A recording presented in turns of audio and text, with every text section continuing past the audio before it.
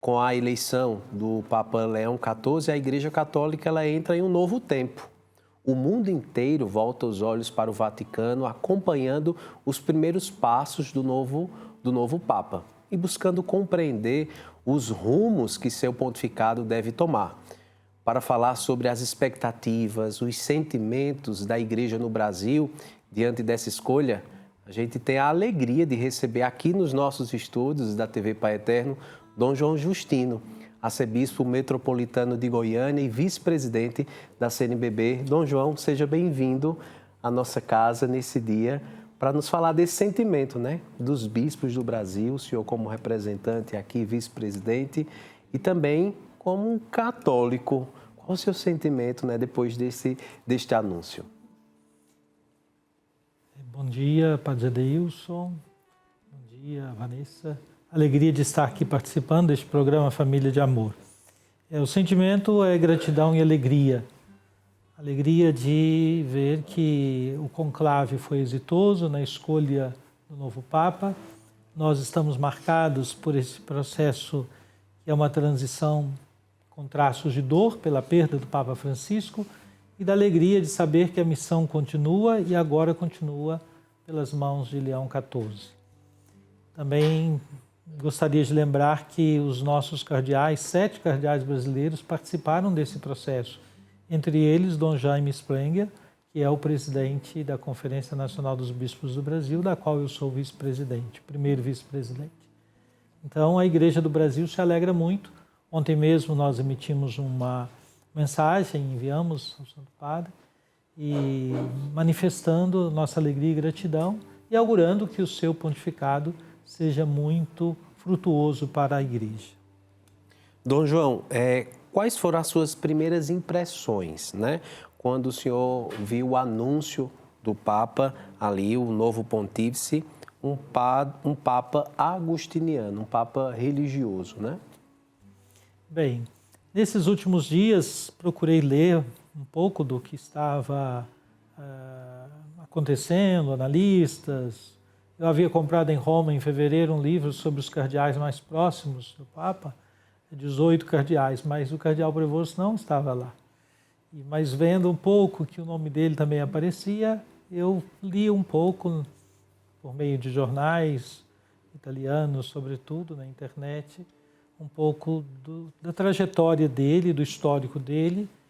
E quando vi o seu nome anunciado, eu me lembrei imediatamente de que ele nos recebeu 2 vezes. O ano passado, em janeiro, este ano em fevereiro, no dicastério para os bispos, na audiência da presidência. Inclusive, nós temos fotos desse momento, dessa foto tirada agora, em fevereiro desse ano, né? Aí tá os bispos da CNBB, né? A presidência da CNBB está aí representada. Isso. Né, na visita que vocês fizeram ao Vaticano, e aí está o então Papa Leão XIV, agora Papa Leão XIV, né? Ele nos pareceu nessas 2 audiências uma pessoa muito atenta, muito amável, muito serena, tranquila, escutou. Nós tratamos de questões que envolvem o episcopado brasileiro, preocupações que temos, e ele sempre, nesses 2 encontros, se manifestou muito sintonizado com a Igreja do Brasil e a Igreja latino-americana. Mesmo porque sabemos do histórico que ele aqui conviveu na América Latina, sobretudo a partir do Peru, por cerca de quase 20 anos. Ele visitou o Brasil e ele visitou Goiânia como padre-geral da Ordem dos Agostinianos, considerando que aqui nós temos uma paróquia Nossa Senhora de Fátima, no setor aeroporto, Praça do Avião. Ali uma comunidade de agostinianos há muitas décadas cuida daquela paróquia, tem um colégio agostiniano, e ele visitou aqui. Estamos procurando se encontramos fotos, referências desse período. Que bacana. Dom João, para quem está em casa entenda, qual era a função do então cardeal, né, antes da nomeação? Qual era a função dele no Vaticano? O Papa Francisco nomeou o cardeal Prevost, na verdade, nomeou o arcebispo, o bispo diocesano, lá da Diocese do Peru, o chamou a Roma para presidir, para ser o prefeito do dicastério para os bispos. Os dicastérios são, na estrutura da igreja, uma espécie de, fazemos uma comparação, uma analogia, uma espécie de ministério. É um ministério que cuida dos bispos. E a tarefa dele, assumida no início de 2023, é acompanhar todas as nomeações episcopais. Do mundo inteiro. Existe, na verdade, dois dicastérios que cuidam da nomeação dos bispos. O dicastério, antigamente chamado Propaganda Fidei, que está sob vamos dizer assim, a presidência, como próprio efeito, o cardeal Tagle, cuida das nomeações para os países considerados países de missão, sobretudo países em que a igreja está crescendo e é mais recente, como a África e alguns países da África. E o cardeal Prevost cuida da nomeação dos bispos de outras partes do mundo inteiro. No caso, aqui, o Brasil todo era sob responsabilidade dele. Inclusive, eu disse há pouco para uma jornalista que, com toda certeza, quem apresentou a ele, ao Papa Francisco, os nomes do Dom Danival e do Dom José Roberto, que são nossos auxiliares, que foram nomeados o ano passado, um em fevereiro, outro em dezembro, foi o cardeal Prevost. Então, a missão dele é acompanhar esse processo, presidir as reuniões onde essas decisões são tomadas e levadas depois ao Papa, e ele que leva pessoalmente. Isso nos faz ter plena convicção de que ele tem conhecimento, né, da igreja, não somente nas realidades que ele se encontrava, seja lá na Itália ou no Peru, mas que ele tem um conhecimento vasto da igreja no mundo inteiro, né? Sim, com certeza. Isso é fácil de a gente entender se compreendemos o seguinte: quando vai se nomear um bispo, há um processo de consultas. E a primeira pergunta sobre a diocese é o perfil daquela diocese, a situação da diocese. Depois o perfil do bispo idôneo, depois a indicação de nomes com as características, os traços daquela pessoa. Ele recebe isso, ele lê. Então, uma diocese, por exemplo, como a nossa Goiânia. Então, chega um relatório, a diocese tem tais e tais e tais características. Então, ele conhece a diocese para depois... Exatamente. E isso não só por leitura, mas por discussão, por encontros, por escutas, por diálogos. Lembrando que essa função dele como prefeito do dicastério para os bispos lhe conferia também uma tarefa de ser presidente da Pontifícia Comissão para a América Latina. Então, ele ainda tinha esse acréscimo, esse zelo, esse cuidado de olhar especialmente para a América Latina. Dom João, eu queria que o senhor nos falasse, né, dessa missão que o Papa Leão XIV assume a partir de dois pontos. Primeiro, o nome que ele escolhe, né? E segundo, as primeiras palavras proferidas por ele ali da sacada da Basílica de São Pedro. A partir desses dois aspectos, como o senhor analisa, claro, é só conjecturas, né? Sim. Mas há sinais Certamente, de um pontificado, isso, né? Certamente ele vai poder explicar depois, dar as razões por que escolheu o nome de Leão.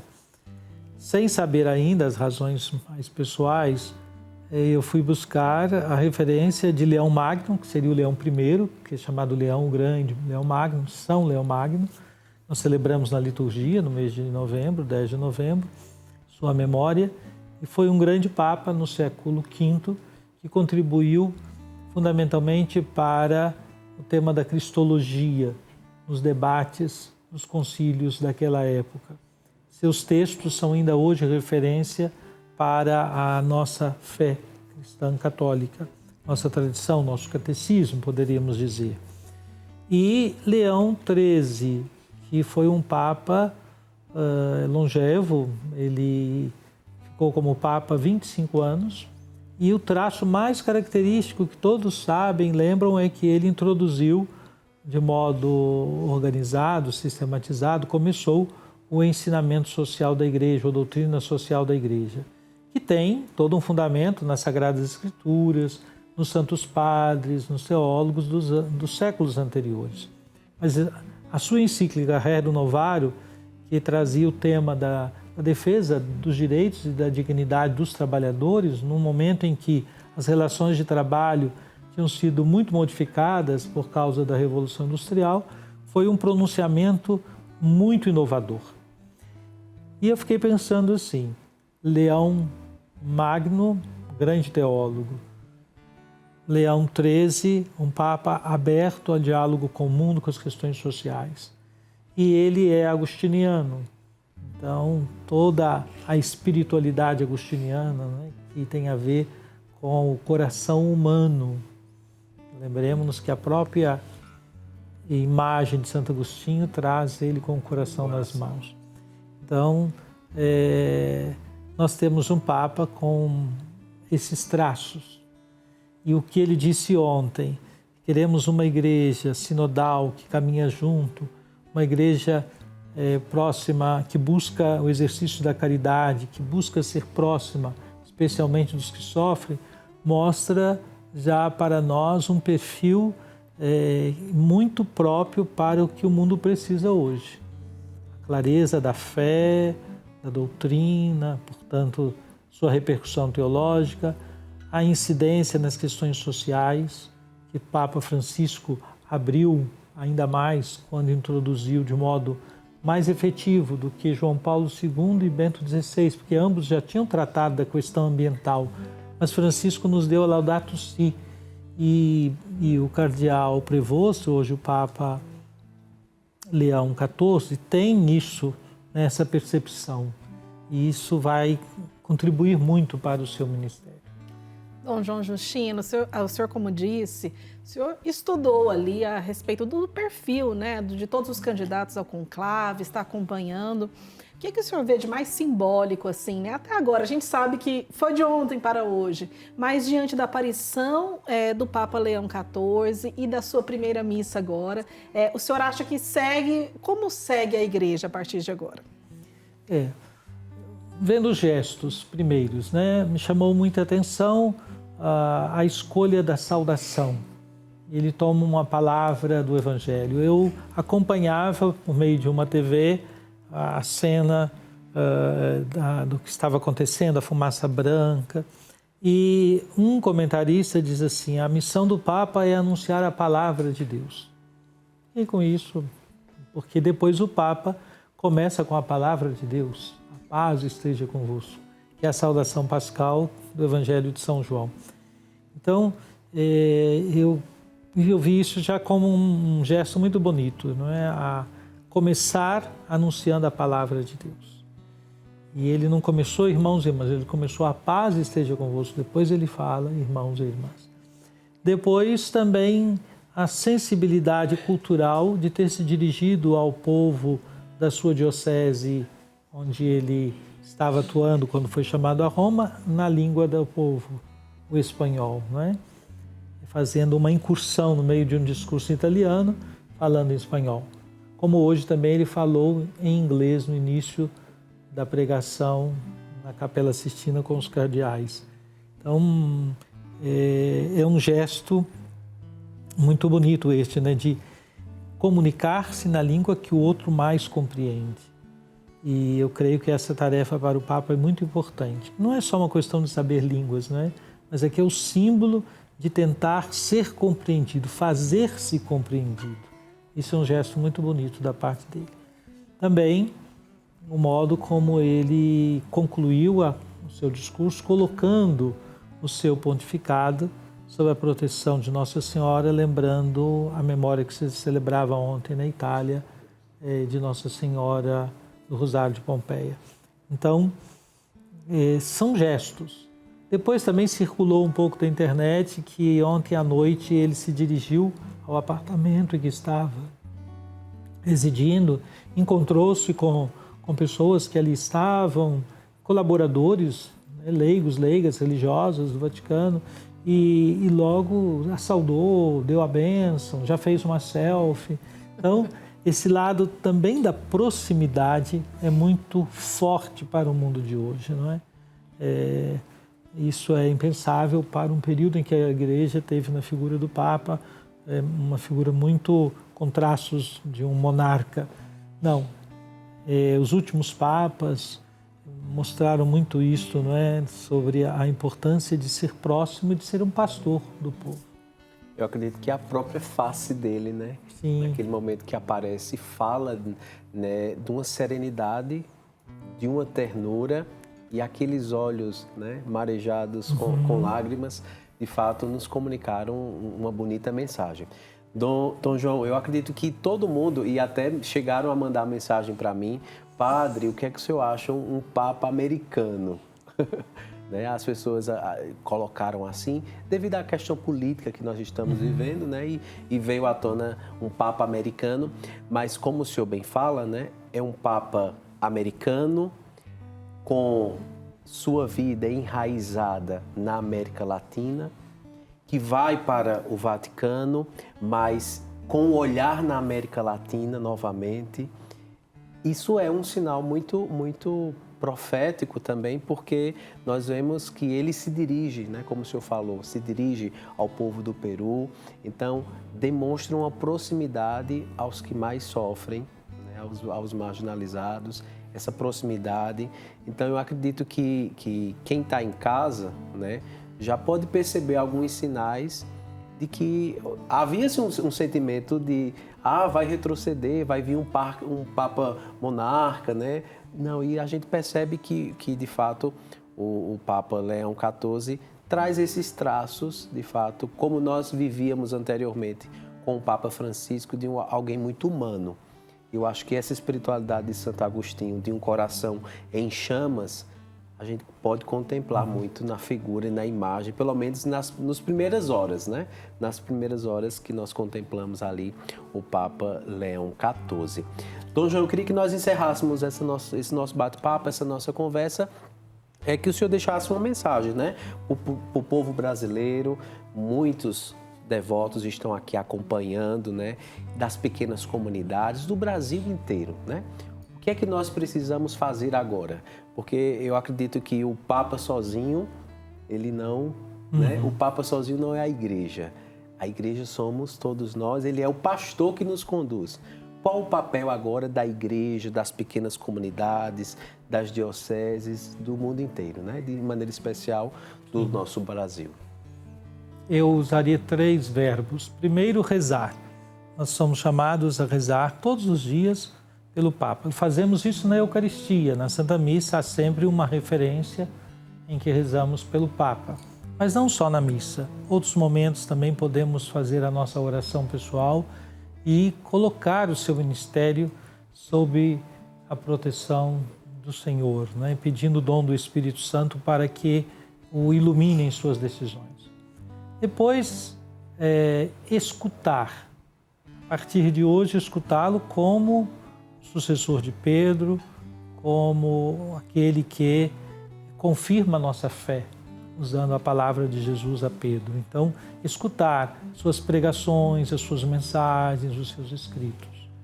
E, obviamente, podemos também buscar conhecer a história de sua vida, não é? Porque ele é um homem de 69 anos, com uma história riquíssima. E o seu coração já está bastante moldado pela vida, pela sua vida de fé, pela sua consagração. Continua ainda porque está vivendo, né? E o Senhor vai moldando a cada dia. Agora é um coração de um Papa. Então, conhecer a sua história também é muito interessante, porque ajuda a entender algumas decisões que ele vai tomar, o jeito que ele vai preferir para fazer isto ou aquilo, que tem a ver com a sua identidade, com a sua história. E é interessante nesse momento, né? Claro, a memória do Papa Francisco está muito viva no nosso coração, né? Mas é importante perceber que é uma outra pessoa. Sim. Né? Ele tem sua personalidade, ele tem sua história e ele é o sucessor de Pedro. Sim. Né? Ele vai trazer, claro que um processo de continuidade apostólica, mas com o seu jeito de ser, né? Com a sua história e, claro, com a união de todos os cardeais, de todos os bispos, de todos os padres religiosos, leigos e leigas, para continuar essa grande peregrinação e essa grande história de fé. Dom João, nossa gratidão pela sua presença aqui. Eu agradeço a oportunidade de ter vindo falar aqui com vocês nesse programa. Deixo uma saudação para tantas pessoas que pelo Brasil afora estão nos acompanhando neste momento. Que bom. O Divino Pai Eterno acompanhe aquele que Ele mesmo escolheu para suceder Francisco, para suceder Pedro, para pastorear a sua igreja. Amém. Mas antes de eu me despedir definitivamente do Dom João, faltam apenas 49 dias para a Romaria do Divino Pai Eterno. Como é que está o coração de pastor para viver, para caminhar conosco, para celebrar a fé, para se encontrar com os romeiros do Pai Eterno? Como é que está o seu coração para esses dias? Eu estou bastante ansioso. Eu vou chegar um pouquinho atrasado na novena, porque eu vou estar com o Papa, não é? Exatamente. Nós estamos também no Jubileu da Esperança e vários bispos do Brasil, aqui de Goiás, nós nos organizamos, nós iremos para o Jubileu, que acontece em Roma no dia 25 de junho. A nossa novena tem início no dia 27. Nós ficaremos em Roma também no dia 29 para celebrar a festa de São Pedro e São Paulo, a primeira a ser presidida pelo Papa Leão XIV. E de lá voltamos e aí eu chego com a novena já iniciada, mas de lá com o coração ligado aqui e desde já ansioso por mais uma romaria. Preparando-me para algumas peregrinações a pé, não é? Exatamente. Olha só, gente. Dom João, ele tem um porte físico bom, viu? É um bispo atleta, caminha quilômetros atleta, e quilômetros. mas nós vamos lá.